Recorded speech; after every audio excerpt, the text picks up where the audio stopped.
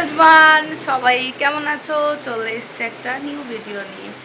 তো আমি আজকে অনেক দিন পর চলে যাচ্ছি বাপের বাড়িতে। কি কারণে যাচ্ছি সেটা দেখতে গেলে তোমাদের পুরো ভিডিওটা দেখতে হবে আর সঙ্গে থাকতে হবে। তো আমি পরে নিয়েছি একটা রেড অ্যান্ড ব্ল্যাকের একটা শাড়ি, ওদিকে পাবানো রয়েছে।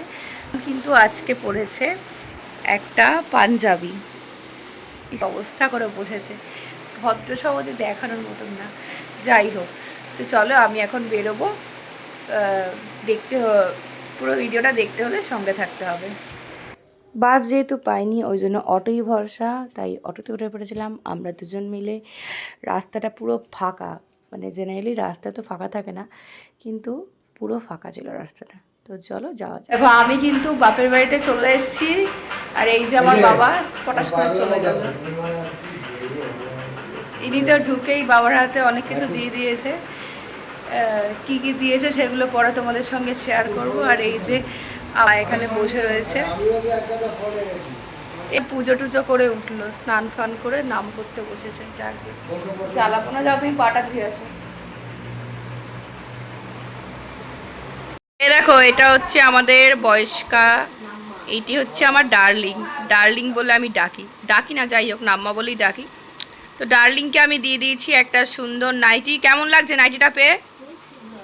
পছন্দ হয়েছে? এই যে আমার বাবা, বাবা পাঞ্জাবিটা কেমন লেগেছে? একটু দেখাও, একটু সবাইকে, বন্ধুদেরকে একটু দেখাও পাঞ্জাবিটা। না ওটা তুলছি না।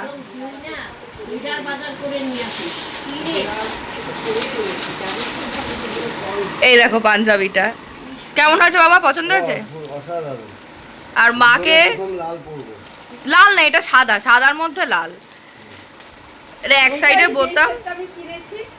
আর মাকে জন্মদিন উপলক্ষে, মায়ের সামনেই জন্মদিন ছিল, তো আমি যেহেতু আসিও নি, তো প্রতি বছর কিছু না কিছু দিই, কিন্তু পরপর 2 বছর আমাকে দিতে পারিনি, তাই ভাবলাম এই বছর কিছু না কিছু দেবো। 2 বছর না, সরি 1 বছর। বিয়ের বছর, আগের বছর আমি দিয়েছিলাম, বিয়ের পরের বছরটা কিছু দিতে পারিনি, তাই ভাবলাম এই বছর দেবো। তো এই দেখো, এই জন্য একটা কট সেট, আর কট সেটের প্যান্ট হচ্ছে এইখানে, আর এইখানে দিয়েছি মাকে একটা মায়ের বহু শখ গরজ শাড়ি। ফিলিং কি? এক্সাইটেড? দারুণ দারুণ। যাক, মোটামুটি সবার গিফট গিফট পছন্দ হয়েছে তো?